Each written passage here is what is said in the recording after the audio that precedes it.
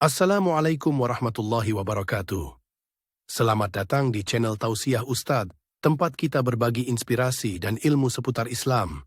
Semoga video ini membawa manfaat dan menjadi jalan kebaikan untuk kita semua. Bismillah. Yuk, kita mulai. Orang yang aneh, ada yang terlihat seperti terbuka. Baik gitu. Tapi ternyata hatinya berpenyakit. Nah, penyakitnya ini berbeda dengan penyakit-penyakit yang kufur tadi. Penyakit-penyakit yang fasik tadi. Yang ini lebih kronis sifatnya. Karena tidak nampak secara langsung dari perilaku. Kalau yang kufur nampak langsung dari perilaku. Ya, penyakitnya dari fahsya misalnya muncul apa? Pornografi, nonton gambar-gambar yang tak bagus, video-video yang buruk, yang itu pornografi itu akan membawa kepada tingkat yang lebih serius. Bahkan nanti ke LGBT ini riset.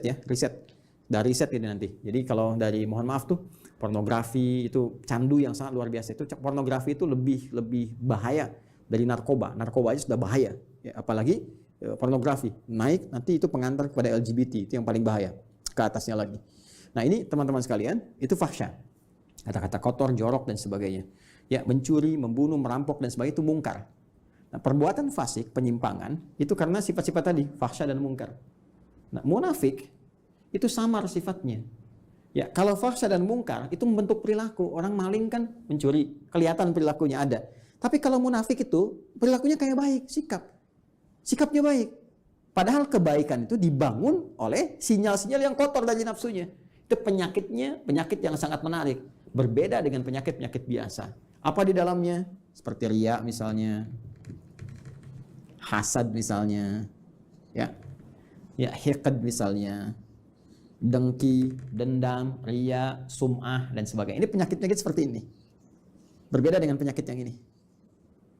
Nah, riya ingin kelihatan pamer, ya, ingin kelihatan dermawan. Dermawannya bagus tuh, dermawan bagus, ya bagus dermawannya.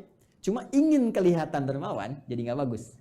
Jujur bagus, ingin nampak seperti orang jujur, jadi nggak bagus. Sabar bagus, ya, tapi ingin kelihatan oleh orang seperti orang sabar, itu nggak bagus, ya kan? Ya, bersikap baik pada orang karena hartanya itu bagus, karena jabatannya bagus, hormat pada mereka. Tapi kehormatan yang diisi oleh perasaan iri hati itu nggak bagus. Hormat, ya maaf, ya di wajahnya ada senyuman, masya Allah Pak, Bapak itu luar biasa, bisa punya jabatan seperti sekarang. Cuma di hatinya, mudah-mudahan Bapak besok kehilangan jabatan. Itu hasad, keinginan meruntuhkan kenikmatan diperoleh orang lain. Itu hiqd. Tuh, ini bahaya. Itu yang disebut dengan sifat-sifat ini melahirkan sifat nifak yang membentuk munafik. Tipikal golongan ketiga.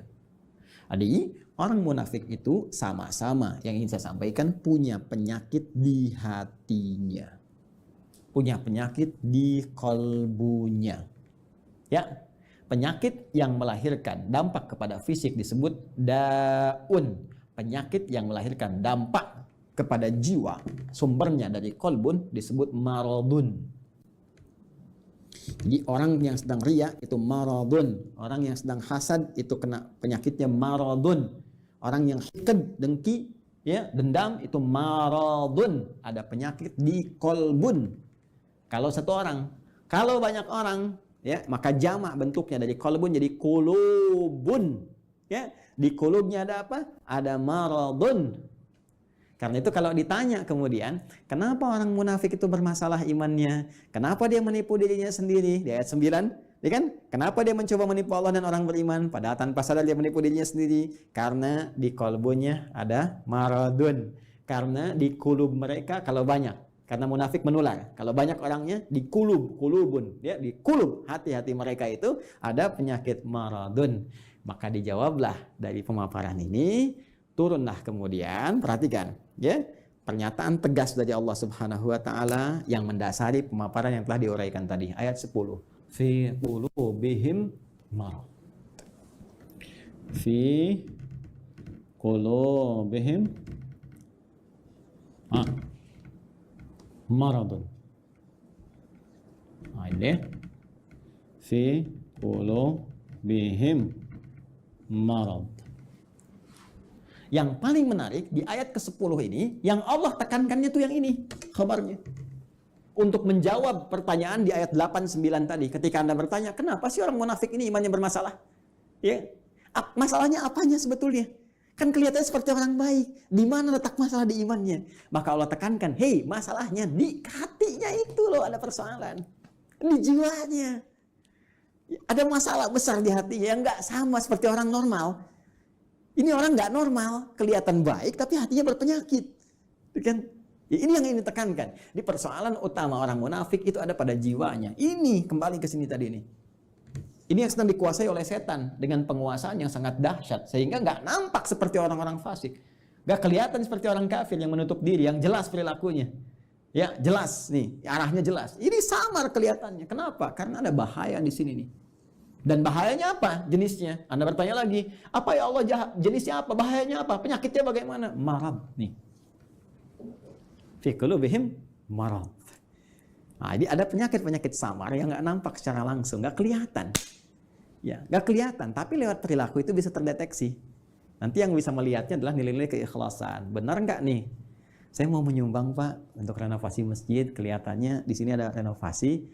Oh iya Pak, Masya Allah, Alhamdulillah. Sampai sini masih bagus. Berapa Pak kebutuhannya? 5 miliar. Nggak usah. Biar Pak nggak usah buka sumbangan. Biar saya aja yang nyumbang. Kan? Sampai sini masih bagus. Benar Pak? Iya nggak apa-apa. Ikhlas Pak karena Allah. Bismillah. Nih 5 miliar. Tapi mohon Pak ya, nanti pas Jumatan dikasih tahu bahwa saya mengatasi semuanya ini. Kalau perlu di akun Bapak sebarkan dari Sabang sampai Merauke. Nah, mulai muncul. Jelas ya? Nah, ini hal-hal demikian. Nanti kalau ini dikuasai terus, dipelihara terus, maka mulai nanti muncul tindakan-tindakan anarkis dalam kehidupan. Terbawa nanti.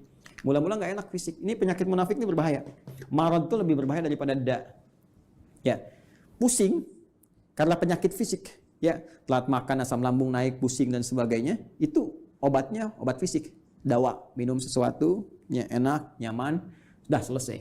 Tapi karena munafik, ini bahaya. Pusing karena ria, repot tuh. Obatnya nggak ada di rumah sakit. Ya, silakan datang ke rumah sakit, konsultasi pada dokter spesialis. Saya pusing dok. Di mana Pak? Hampir semua keadaan kepala saya, depan, kanan, kiri, belakang pusing. Apa gejala yang dirasakan? Itu Pak, kalau tetangga saya beli handphone baru, saya pusing yang kanan. Kalau dia beli kulkas, pusing yang kiri Pak. Kalau dia pesan sesuatu yang baru, oh pusing yang depan. Nah itu, ini pasti yang ini nih. Ya, ini bahaya. Fazadahumullahu marada, kalau dia nggak taubat, terus dipelihara, dikoleksi, apalagi dihiasi oleh setan dengan hiasan-hiasan fata morgana, ya nanti dapat ini loh, dapat itu loh, ya, terus dikemas seperti Abdullah bin Ubay bin Salul, ingin dapat kedudukan di Madinah, terus dia pura-pura, ya beriman, ya supaya dapat simpati, terus pakai pakaian seperti orang beriman supaya dapat perhatian-perhatian, dekat dengan Nabi, tapi di belakang merencanakan hal buruk, ya. Anti terhadap Nabi, ya, mau bahkan mengeksekusi Nabi, bikin tempat makar kepada Nabi dan sebagainya, Masjid Dirar itu kan, dan seterusnya, sampai wafat dalam keadaan yang mengenaskan. Itu hidupnya kolokan, ya kan? Hidupnya sangat mengecewakan, bikin susah, tapi matinya begitu kolokan. Dan itu kan sifat yang menular terus, tanpa batasan, waktu, dimensi dan sebagainya, terus naik dia. Makanya kalau ditemukan lagi kekinian misalnya, nah itu hati-hati. Ya, ini saya sampaikan sekali lagi untuk kehati-hatian ya. Bukan menghukumi satu dua pihak. Hati-hati cara membacanya jangan salah. Kalau salah baca berarti Anda pun sedang dikuasai oleh setan, cepat ya. Dan saya berdoa mudah-mudahan Allah membersihkan hati kita. Awas hati-hati. Ya kalau ada kedudukan, ya, harta, benda dan lain sebagainya, kalau ada sinyal-sinyal seperti itu, maka setan sedang mulai masuk. Sekali lagi saya sering katakan, ini musim-musim pilkada, kalau nanti ada bisikan-bisikan nih, wilayah pemilihnya banyak Islamnya nih, kamu pakai kerudung aja, untuk menampakkan aja kamu dekat dengan mereka. Kalau perempuan, kamu pakai peci deh, kalau bisa pakai jubah, datang ke pesantren begini, kamu untuk nampakkan aja, supaya kamu dapat pemilihnya. Ah, itu hati-hati setan tuh.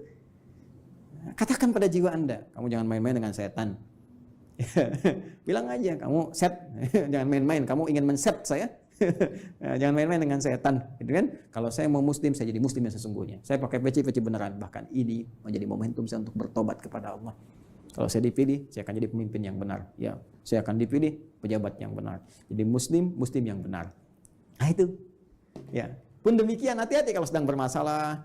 Ya, nggak pernah bersentuhan dengan jilbab, nggak pernah bersentuhan dengan peci, dengan tasbih, tiba-tiba tertangkap di persidangan bawa tasbih, bawa peci, bawa ini.